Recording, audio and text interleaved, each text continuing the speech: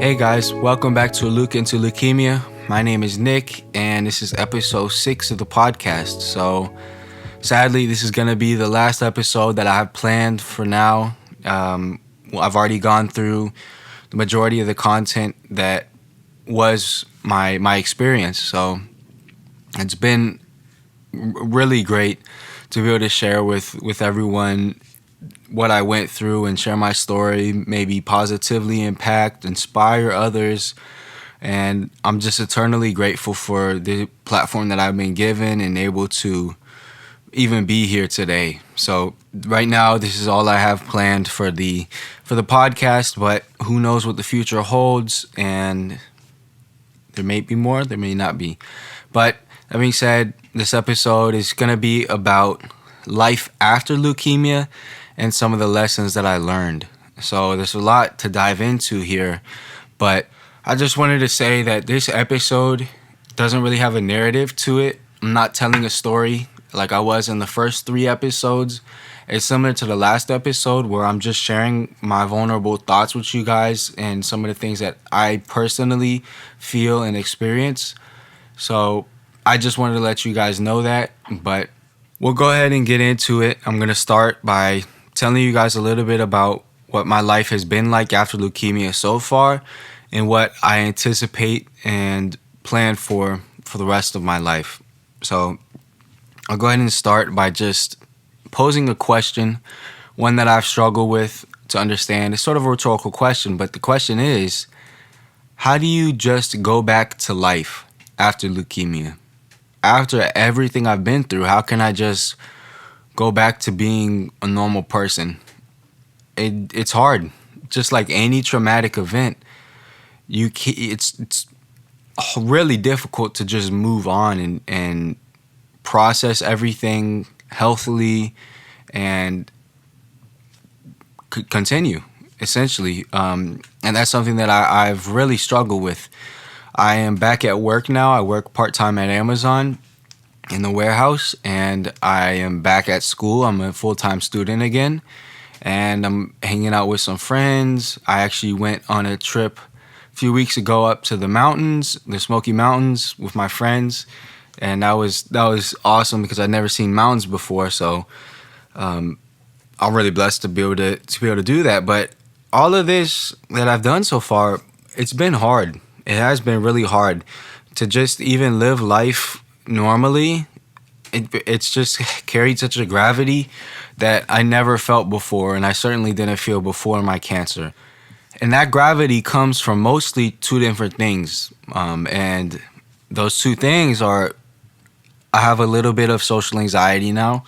I won't lie. Isolating yourself over the course of a year and then seeing a lot of people at one time and everyone wants to talk to you, and you're normal.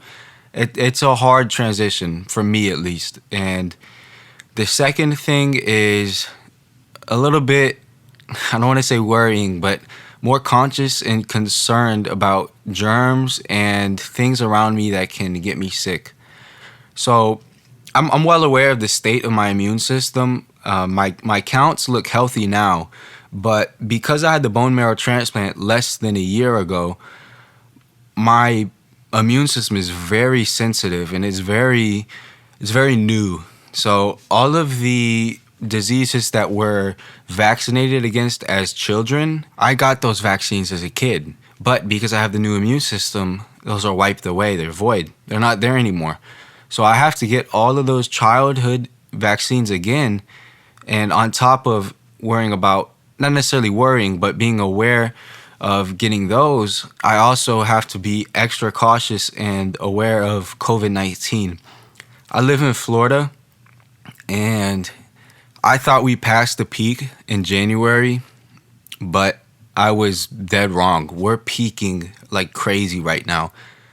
Every day, 20,000 people get sick with it. There's countless people in the ICU and dying right now.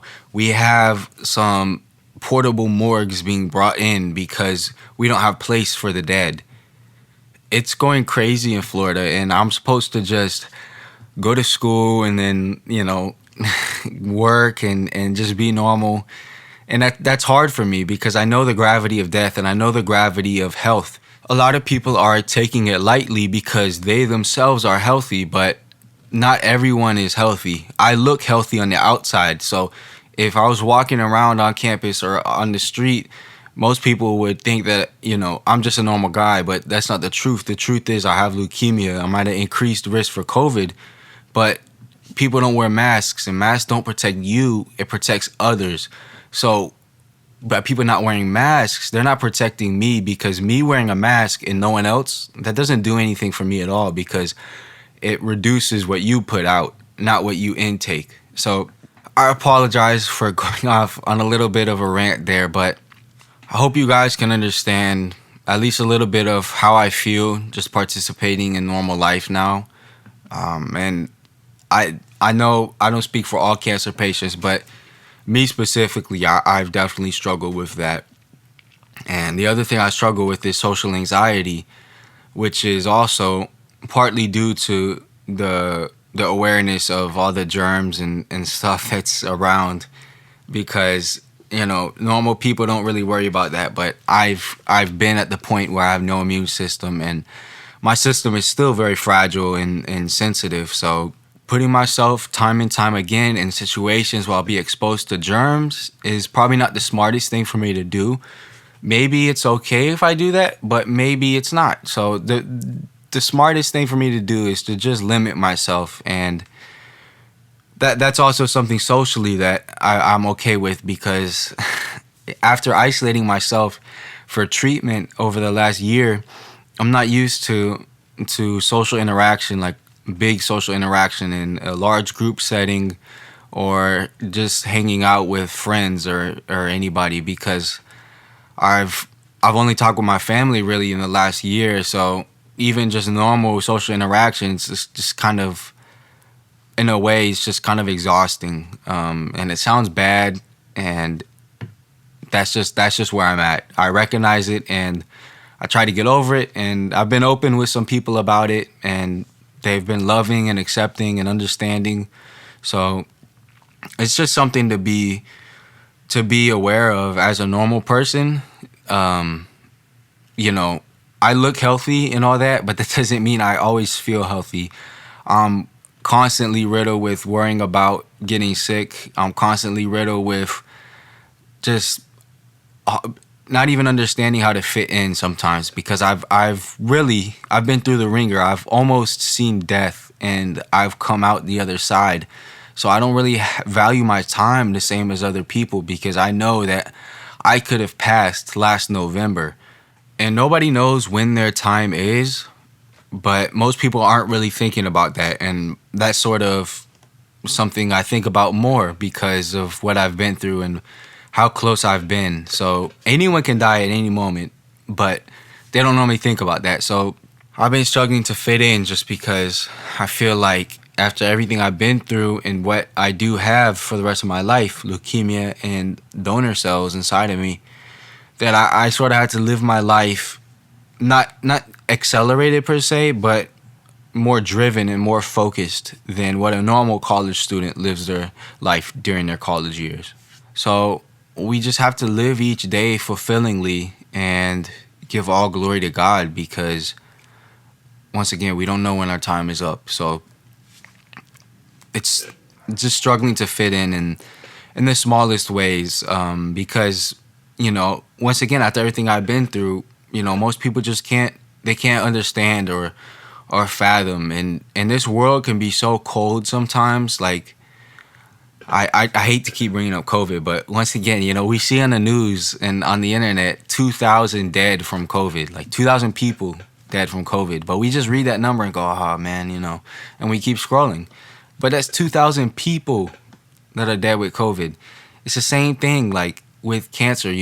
I'm a person that's gone through cancer, and most people don't even really know a lot about cancer. We just know that it's bad, and that it affects, stereotypically, what most people think is that it affects either younger children or older adults. So when people see me, then they're never gonna think that I had cancer, and that's just something that I struggle to kind of fit in because people just they in a way can't understand what I went through. And even through explaining my whole experience, you know, some of the feelings and things that I have and that I've been through, like there's just a sense of unrelatability to an average healthy person.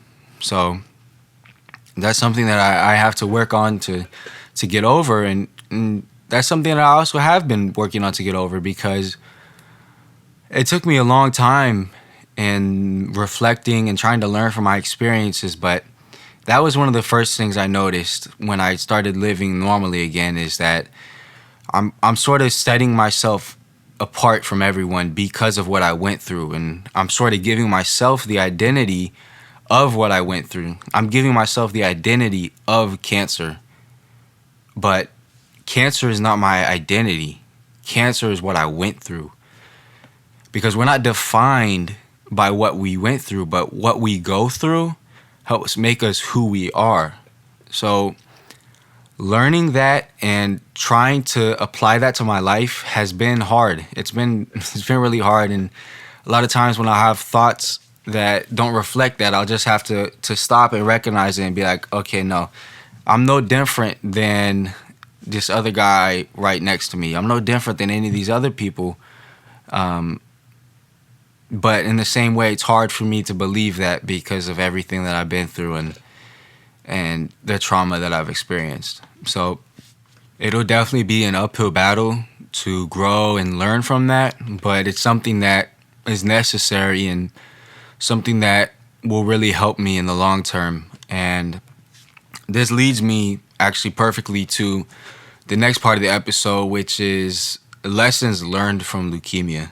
So it can sound contradictory and kind of hard to, look back at my whole experience and think of it as a learning experience and realize that, there are things to learn from there. But the truth is there are so many things that I can learn from there. And there's so many things that I should learn from there, because going through cancer isn't something that a normal person ever expects in their life. It's not something that a normal person knows a lot about. And I'm not that normal person anymore. I am someone who went through cancer. I'm a cancer survivor. So I should really learn from that and use that to really mold who I can be and who I want to be. So reflecting and trying to understand and learn from cancer, it's definitely a healing process as well. This whole podcast has been a really helpful form of reflective writing. And you guys don't see it, but when I sit down and record a podcast, sometimes it takes me multiple takes, but sometimes I'll just be sitting here talking and it's just all from my heart. And then I'll say something in words, and then I'll realize how silly that sounds. And it's happened a lot last episode when talking about the mental aspects, and talking this episode as well with life after cancer and some of the lessons I've learned. Some of the things just sound really silly when I say them out loud, but the truth is that that's just how I'm feeling, and I have to recognize that. So it takes time, really, though, to process and understand everything. And it takes even more time to understand that we'll never really understand. And what I mean by that is that we'll never really understand everything about cancer and everything about what it means for our lives and what it means to who we are. Because as I mentioned, we're not defined by cancer, but rather we can let that help us to become who we are and who we want to be. But at the same time, that's just such a deep process and a deep part of life that every time I reflect on my cancer process, I realize and hone in on the different part of it, and it's something that for the rest of my life I'm gonna be reflecting on and learning different things about myself. But some of the lessons that I learned from cancer, I learned during the process of treatment and transplant, but a lot of them I've learned more recently in reflecting. So if you're someone who went through cancer listening to this, I encourage you to reflect and face those face the trauma. It's hard, but you just have to do it if you want to learn and heal. And same thing with any trauma. If you want to learn from it, then you just have to not block it out, and you have to really reflect and address it. So I'll share some of those lessons that I learned and what I really learned about myself. One of the biggest things that cancer taught to me from the very get-go was my priorities in life. So when I was diagnosed, I was 19. I was in college, and I had just come back from FIU down in Miami, living on my own. I had left, moved out, and it was good. It was great. I really enjoyed my time there, living on my own. I was independent, and I felt like I was chasing my dreams, which were to work in a record label. And I was studying music, which was awesome, and everything was great. But then when I got cancer, it really put things into perspective for me, because when I got cancer, it made me change my perspective on my own future and on life in general. And it made me realize that my love for family supersedes my love for any career. So when I got diagnosed, my mom and my dad and my whole family were incredibly supportive of me and loving, and it made me really realize how deep my connection was with them and how meaningful and valuable that was to me, and how much I wanted to have my own family one day and be able to support and love my own kids in that same way. So while I was in college and in high school, I never really thought about that, because I always knew, like, oh yeah, one day I'd be married, have kids, and that's fine. But my focus was on my career, which was going to be to work in a record label. And that kind of career takes a ton of time. You work a lot of evenings and nights, because that's when the industry is active. So going through cancer and realizing how important it was for me to have my own family one day and really love them and be there for them made me realize that maybe a career in the music industry wasn't good for me. Or not necessarily wasn't good for me, but wasn't the right career for me.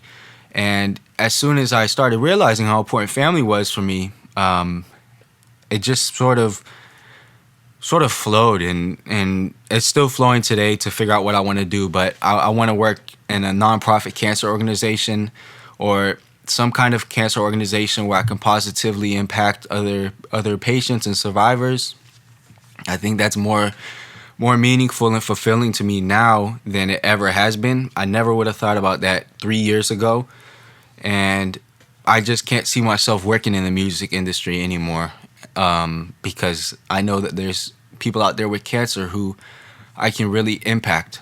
Another thing that I learned is that there is a huge community of people, of young adults who are going through cancer and who have been adversely affected by cancer. And I think it's just awesome that social media gives us the ability to connect with people from different parts of the world and from different parts of the state and different parts of the country.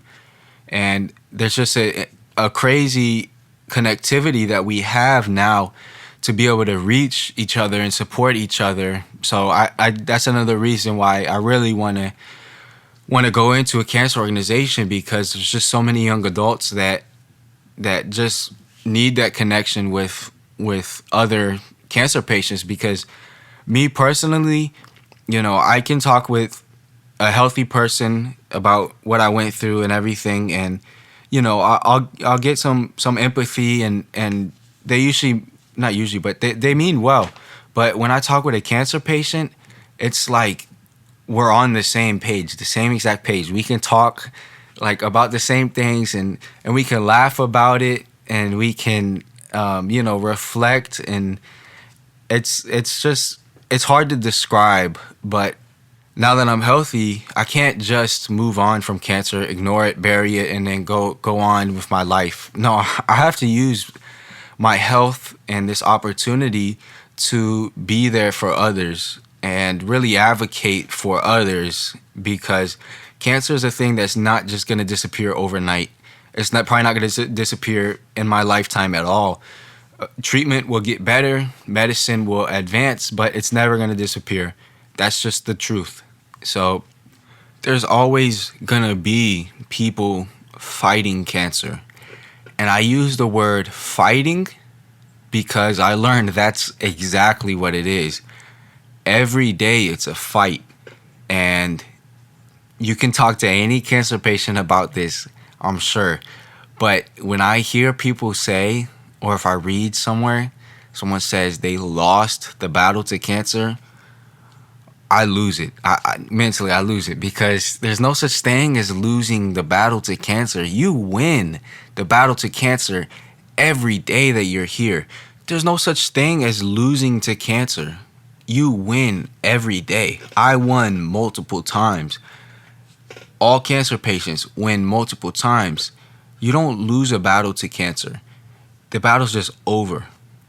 So the correct thing that I would want people to say, if I ended up dying from cancer, I would want people to just say that I passed from cancer.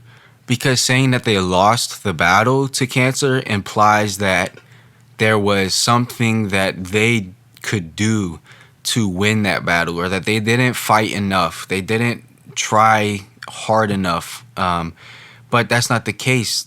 It's out of our hands sometimes. We can fight on the day-to-day, and we do fight on the day-to-day just to get out of bed, just to eat sometimes. But ultimately, a lot of it is out of our hands, and to say that they lost the battle is just unfair, because they didn't.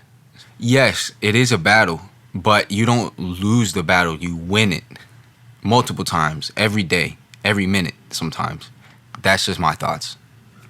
Another thing that I learned is that you can never really know yourself completely, because we're constantly changing, and our situation is constantly changing. So I knew myself decently before cancer and before diagnosis, but now I don't want to say a completely different person, but I am no longer the same as I was 2 years ago or a year and a half ago. I am a much different person. And do I mourn and grieve to be the former person? I do, frequently, especially in large social settings and everyday life. I wish that I never had cancer, had to go through cancer, but I did, and I'm here. I'm still here. So I have to take advantage of who I am and the experience that I went through, and learn and grow from it. And grieving for former self is something that's probably not gonna end anytime soon, and that's just something that I have to address and heal from. So you can see that it's pretty hard for me personally to just go back to being a normal young adult, and a normal college student after going through cancer treatment and diagnosis and transplant. It's a learning and a healing process that'll take time. It'll take a lot of time. But I'm open to realizing the adverse ways that treatment has affected me in returning to normal life now. And I'm open to healing and addressing them. And that's so important. But another thing that I didn't mention earlier when talking about life after cancer was GVHD, graft versus host disease, where the donor cells attack my organs, and other types of cancers. Those are both things that I have to be proactive against for the rest of my life, and be really aware of and preventative. So, for example, GVHD can affect a lot of different organs. It can affect your skin, your eyes, your liver, your GI tract. And those cells are in me forever. So it can happen at any moment. It can happen right now, tomorrow, 5 years from now. Anytime those donor cells just want to attack, they can go ahead. And same with cancer. There's so many different types of cancer, but don't read into that. It just gets scary. So I'm at a higher risk because of everything I went through. So I live a preventative lifestyle. And what does that lifestyle look like? It looks like not drinking, not smoking, making sure I form healthy eating habits, and exercising frequently or daily. And these are all things that honestly they feel really good after transplant. Exercising feels great after being basically debilitated for the whole of treatment. I mean, I couldn't even do push-ups at all. Even after transplant, I couldn't do push-ups. And so exercising now feels good.